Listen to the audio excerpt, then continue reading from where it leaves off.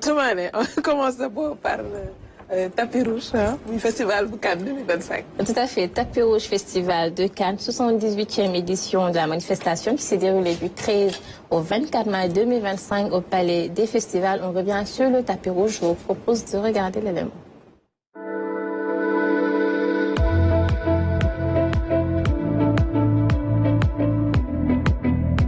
Robes immaculées, paillettes, rubans et gros bijoux, on attend chaque année le Festival de Cannes, pas seulement pour les films, mais aussi pour tous les looks que nous offre la montée des marches. Cette édition ne déçoit pas et certaines tenues nous ont éblouis. Le Festival de Cannes a toujours été le théâtre de tenues audacieuses. Depuis quelques années, des invités n'hésitent pas à adopter un dress code plus léger, voire carrément dénudé. Si certains trouvent ces tenues audacieuses et placées sous le signe de la liberté, cela n'est pas le cas des organisateurs du festival. Et pour cause, la nudité a été purement et simplement interdite sur le tapis rouge de cette année. Des équipes ont été mises en place pour refuser l'accès au tapis rouge à toute personne dont la tenue ne serait pas conforme. En tout cas, quel que soit le nouveau règlement, les stars africaines, elles, ont toujours eu des looks décents et élégants. Parmi elles, on peut citer la mannequin Didi Stone,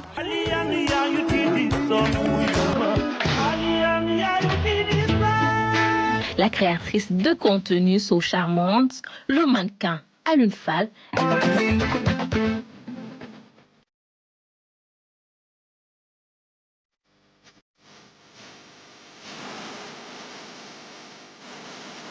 la mannequin somalienne Rauda Mohamed. Le red carpet avec un seul mot d'ordre, préserver une certaine décence. Rauda Mohamed est de loin l'invité qui respecte le plus ce dress code et on se rappelle encore de ses tenues de l'année dernière. Née en 1991 en Somalie, activiste des droits civiques et mannequin de religion musulmane, elle inspire et montre au monde que l'on peut bien être élégante tout en restant pudique. Autant d'éclats mode qui font du Festival de Cannes l'événement le plus glamour et inspirant du monde. Le tapis rouge, ak ñi nga xam ne gis nañ leen ci ay ndaanaan déjà chaque fois ñi ñuy rivaliser ci ingéniosité ci defar gi nga xamante ne dañuy indi chaque fois édition bu ñëw mën naa ne quelque part dàq morom par rapport ak li ñuy proposer en termes de savoir-faire. Tout à fait. Et dafa nekk défi boo xamante ne c'est à relever parce que à l'échelle internationale, ce sont des événements comme ça yoo xam ne da lay propulser. On a vu il y a pas longtemps benn petite marque boo xamante ne enfin il y a d'ailleurs pas de petite marque mais en tout cas benn marque boo xamante ne doon doog a commencé nekk fële ci Chine genre événement yi Rihanna jox leen confiance juste comme ça et noonu la entreprise dama explosé et bëri na jeunes créateurs yoo xamante ne aujourd'hui ils en profitent comme les grandes maisons également qui se laissent pas faire pour chaque année wane seen xarañte ci lépp li nga xamante ne mooy design mais xaw ma woon yaa ngi woon Festival de Cannes. En tout cas comme je l'ai dit dans l'élément aujourd'hui règlement li ñu doon wax ci côté actualité ci tapis rouge bi li ñu mun a garder ci tapis rouge année bi bu Festival de Cannes mooy dañoo interdire toute tenue boo xamante ni c'est trop sexy wala transparente dañu doon gis ni dañ doon dem ba y a des invités boo ñëwee da ngay gis carrément des femmes yoo xam ne da ngay gis carrément leur sous-vêtement tu peux voir la couleur de leur sous-vêtement loolu ñu interdire ko interdire aussi des tenues trop extravagantes boo leen xoolee contrairement au Met Gala où on peut se permettre de tout faire Festival de Cannes sax moo ko commencé woon on voyait vraiment des robes kilométriques avec beaucoup de volume mais règlement bi ren dafa ñëwaat rappeler les invités à ce que ñu ñëw beaucoup plus vers l'élégance ak ñu gën a classe mais surtout également ñu respecter un peu ñu bañ a dem un peu ci côté liberté waaw parce que oui ces invités sont un plus ou moins libres mais xam ngeen dress code bu ñu war a topp te ci topp boobu ñoom dañoo obligé justement léegi xale yi jigéen ñi bañ sexy trop et également bañ a sol ay tissus yoo xamante ne également c'est transparent. Et on l'a bien dit, même avant le règlement Bob, en tout cas toutes les stars, elles sont africaines, Afrique, le Festival de Cannes, nous commencé bataille. Ce sont des stars qui ont toujours vraiment représenté l'Afrique, qui ont vraiment représenté le Sénégal avec des tenues décentes, même avant que le règlement B. tenue yi nga xamante ne nag c'était pas vraiment pudique. Peut-être feneen la woon mais en tout cas c'était pas nos stars africaines vraiment ñoo ko doon sol ci tapis rouge et cette année également elles nous ont encore bien représenté notamment So Charmante Maïmouna Fall mais également Alioune Fall mannequin et la somalienne Rawda Mohamed qui inspire toutes les voilées et qui, selon moi, même si j'ai pas vu d'article sur elle, mais selon moi, moom gën a respecté dress code bi parce que lorsqu'on parle de décence, il y a pas plus décente que les hijabs. ñu taxaw ci beneen ponk bi naa ne su ma duggee si yenn yi di nga ma sànni te loolu laay bañ alors chanteuse malienne bi nga doon wax sànq muy Oumou Sangaré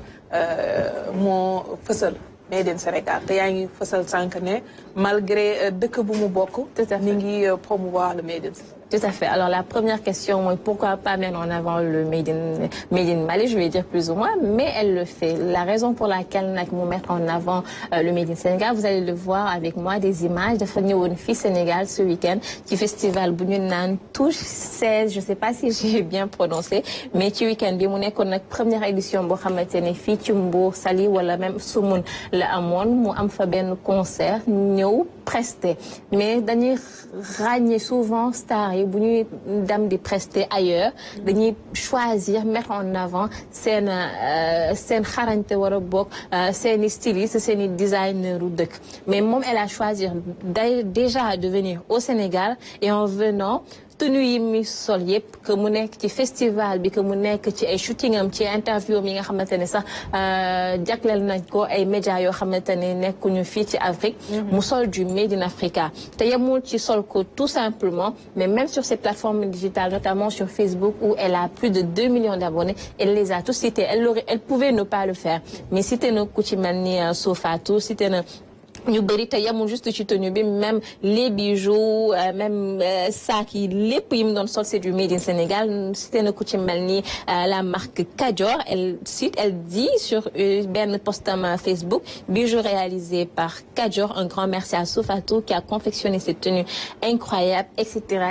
alors bëri na ay marques yoo xamante ne on ne sait pas si c'est elle qui s'est rapprochée de ces marques en tout cas wala si ce sont ces marques là qui sont rapprochées d'elle dans tous les cas elle a bien choisi de mettre en avant ce Made in Sénégal ci festival bu tollu nii nga xamante ne mu doon am fii ci Saly Dakar donc ñu koy je vais dire remercier plus ou moins mais elle le fait pour l'Afrique parce que le Made in Sénégal muy Mali etc l'essentiel c'est que mu nekk doon Made in Africa parce que oui on parle d'unité africaine donc oui Made in Sénégal mais Made in Mali Made in Mauritanie c'est l'essentiel day may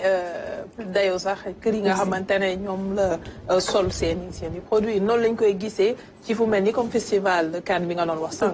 ku ñëw di nga ne diw moom a habillé maa ngi sol accessoire diw maa ngi sol lii maa ngi sol lii encore une fois créateurs yi nga xam ne ñoo nekk ci réew mi ñooñu la gën a may baat dafay ñëwaat rek sànq ci ni nga introduire c'est loolu moo gën a tax nag designer yi def seen kéemtulaay kàttan pour proposer des tenues yoo xamante ne c'est vraiment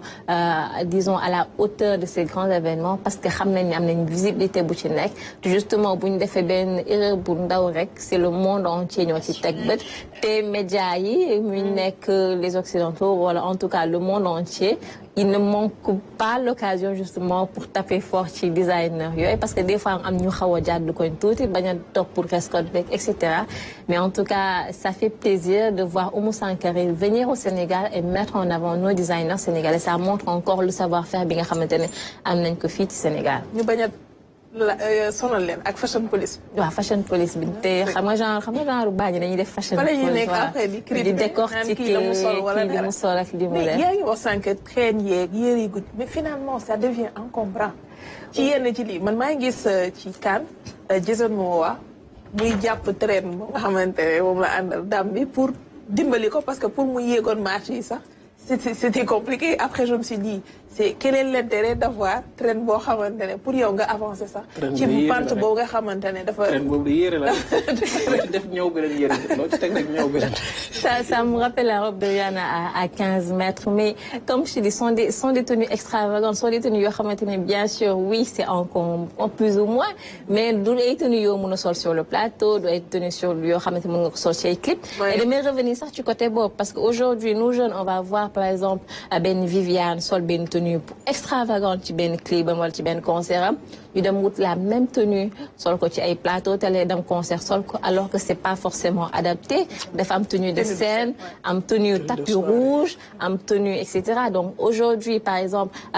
Aram boo doon def tapis rouge tenue bu muy sol du tenue boobu lay présenter Kinkeliba et j'en passe tenue bu nekk Afimida et ces tenues là yoo xamante ne c'est plus de 15 mètres de longueur j'exagère pas sont des tenues yoo xamante ne après dañ koy exposer ci ay musées. On se rappelle des tenues de Marilyn Monroe aujourd'hui qui sont exposées dans des musées parce que c'est pas forcément la tenue mais qui ko sol la te aujourd'hui tenue yooyu bu amee aussi disons benn apparence bi le sujet apparence c'est couleur bi c'est volume bi etc.